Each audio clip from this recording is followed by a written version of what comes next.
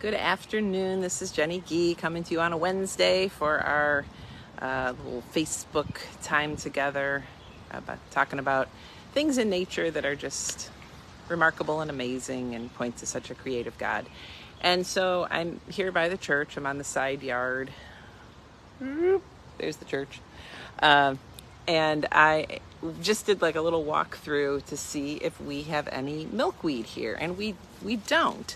I do have some in my yard, but I'm not home, so I'm going to talk to you about it because I'm guessing you know what milkweed looks like, and if not, you can always look it up and see. It's a good plant to incorporate into your garden if you like to flower garden at all or have space for it.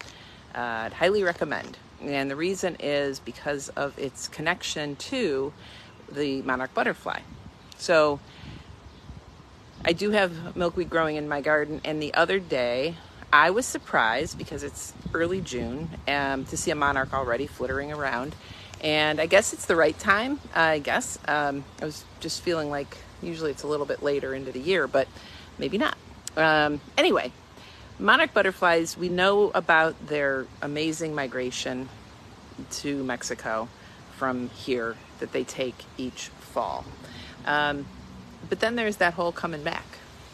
And that happens, it happens differently. In the fall, the last generation to be born here in like August will be the individual to make that thousands and thousands of mile migration to Mexico, central Mexico, overwinter there, and then that same individual starts to come back, but doesn't make it terribly far. They finish developing, and then they're able to mate and lay eggs, and then that generation moves further up, still probably not all the way here, and then the next generation from that moves and probably moves into our area here. So it's the monarchs that you're going to be seeing in your yard they didn't come from Mexico, but their grandparent did.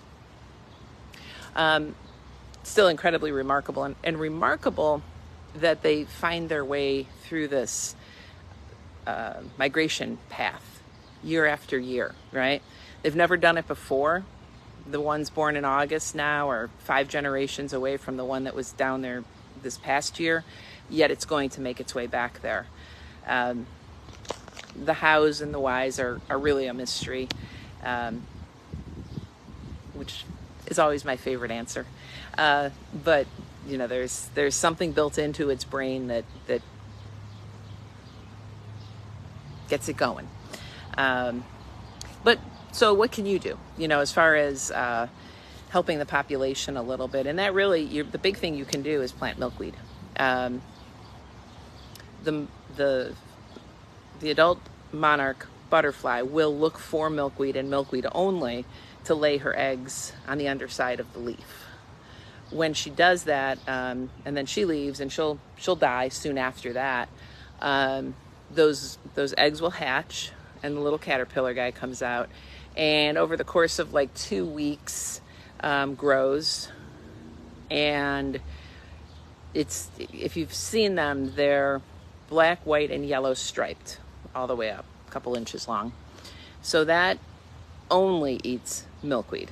And there's not much else that eats milkweed, for sure, because milkweed has a chemical inside of it that's a cardiac glycoside that, for anything else trying to eat it, is basically going to give them a heart attack. But not the monarch butterfly caterpillar. That is all they eat. They eat it, they fill their bodies up with those toxins, then they go and they are in their little chrysalis, which is this beautiful, amazing chartreusey green, gorgeous, with little gold dots on it. And they stay in that phase, stage for a little while, and then the adult hatches out. Now the adult doesn't go back to, and no butterfly goes back to eating leaves right after. It's just the caterpillar does the leaves. So they'll go, but they'll take nectar from any kind of flower. They don't only have to have the milkweed flower nectar, but they will drink nectar from a variety of different plants. However, they hold on to that toxin. So a bird is going to avoid eating a monarch butterfly because it is toxic. It's going to give the bird basically like a heart attack if it eats it. So they avoid it. They don't eat it. How do next generations of birds know not to eat that orange and black butterfly? Another mystery, but it's cool. The orange and black, as a side note, scientists call that warning coloration. And oftentimes in nature, things that are bright red, bright orange are to be avoided. Monarch butterflies being one of them. Now, kind of a cool, and I'm like really going down a different path here, but a really kind of cool thing also in nature is that there's another butterfly that's black and orange that's really pretty hard to tell apart from a monarch, called a viceroy. And they don't eat the milkweed as a caterpillar. They don't have any toxin in them at all. But what scientists refer to as mimicry is what this viceroy does. It looks like a poisonous butterfly or a toxic butterfly. So birds don't eat it. So we live just in this amazing world with things going on around us that are just such a mystery to us. And I think that that is so much fun and so wonderful to just sit in the mystery of it and appreciate it. So if you happen to see a monarch butterfly outside of your house, I'd love to hear about it.